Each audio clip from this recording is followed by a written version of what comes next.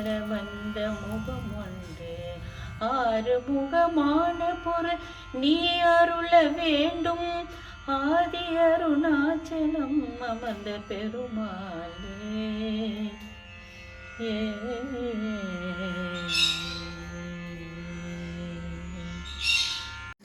Welcome to life with city channel. இன்றைக்கி பெரிய கார்த்திகைக்காக ஒரு அப்பம் ஒன்று செஞ்சுருக்கேன்.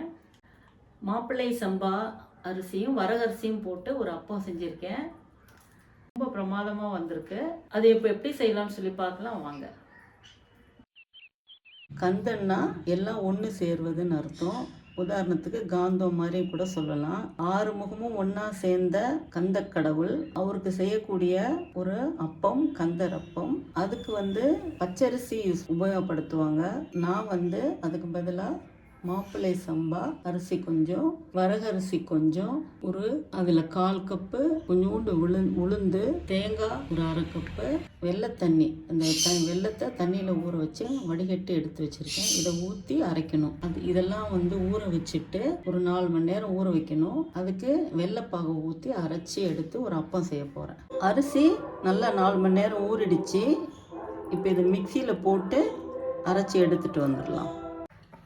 இந்த மாதிரி கரைச்சிக்கணும். ரொம்ப திக்காக இல்லாமல் தண்ணியாக இல்லாமல் கரைச்சிக்கணும். துருவின தேங்காய் ஒரு 1/2 கப்பு இருக்குது, அதையும் நம்ம சேர்த்துக்கலாம். ஒரு துளி உப்பு சேர்த்துக்கலாம். எண்ணெய் சுட்டுடுச்சு. இது எப்போ மிதமான தீயில் வச்சு செய்யணும். ரொம்ப சின்னதாகவும் வைக்கக்கூடாது, பெரிய தீயாகவும் இல்லாமல் மீடியம் தீயில் வச்சு இது செய்யணும். ஊற்றும் போது டக்குன்னு ஊற்றிடணும்.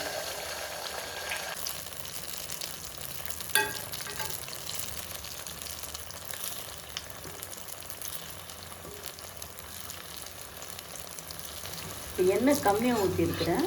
தானாகவே எலும்பி வந்துடுது. எல்லாம் சொல்லுவாங்க கொதிக்கிற எண்ணெயில் ஊற்றினா அப்பம் மாதிரி ஏன் துள்ளுறன்றாங்க. அதான் இப்போ துள்ளுது, அப்பம் துள்ளுது.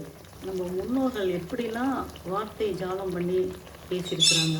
இந்த குழந்தைங்கள்லாம் டென்ஷனாகி துள்ளிகிட்டே இருக்குங்க. அந்த மாதிரி இப்போ துள்ளுது. அது டம்டம்னு.